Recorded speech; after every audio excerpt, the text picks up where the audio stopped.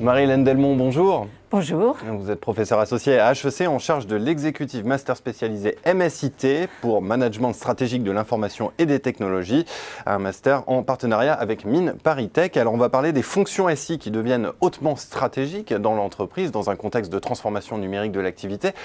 Première question, qu'est-ce qu'on attend aujourd'hui de la fonction SI ? Alors les choses ont beaucoup changé depuis, je dirais, 5 à 10 ans.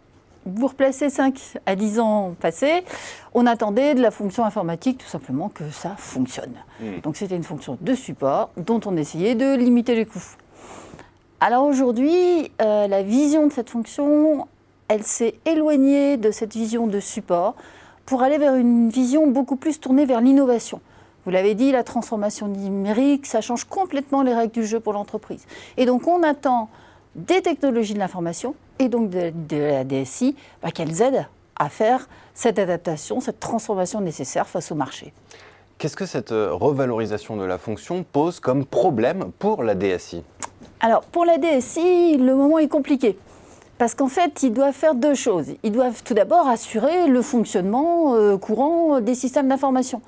Transformation digitale ou pas, il faut que ces systèmes fonctionnent au jour le jour, ils supportent toute l'activité. Donc un rôle très opérationnel. Et puis, en même temps, il faut qu'ils aident à développer l'innovation. Donc cette fonction d'innovation, qui n'était pas cœur de métier il y a 5 à 10 ans, elle devient absolument impérative, ça devient même la première attente des directions générales. Et ça implique que la direction informatique, elle va sortir de son univers opérationnel, elle va aller rencontrer les métiers, rencontrer la direction générale, s'intéresser au marché, s'intéresser aux métiers de l'entreprise, s'intéresser aux clients extérieurs pour pouvoir être une force de conseil et d'innovation. Qu'est-ce que ça change en termes de compétences clés à mettre en œuvre ? Alors les compétences clés ont beaucoup évolué. Bien sûr, il y a toujours les technologies.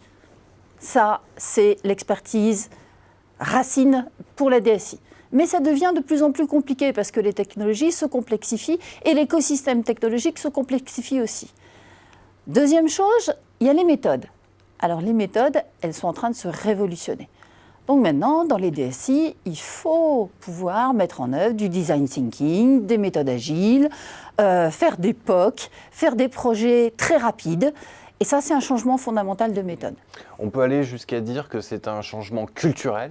Ah oui, complètement. Oui. C'est un changement culturel. Et le deuxième aspect de ce changement culturel, c'est que la DSI, qui avant était un producteur, les gens développaient, etc., maintenant devient beaucoup moins un producteur, mais plutôt un expert de la ressource. C'est-à-dire, à la fois qu'il y ait quelqu'un qui connaît les technologies et le marché, mais aussi un facilitateur, celui qui va pouvoir aider la direction marketing à trouver, à identifier la bonne solution pour ses besoins, et puis un garant du résultat obtenu. Eh bien, merci beaucoup Marie-Hélène Delmont pour cet éclairage sur la revalorisation de la fonction SI. Merci.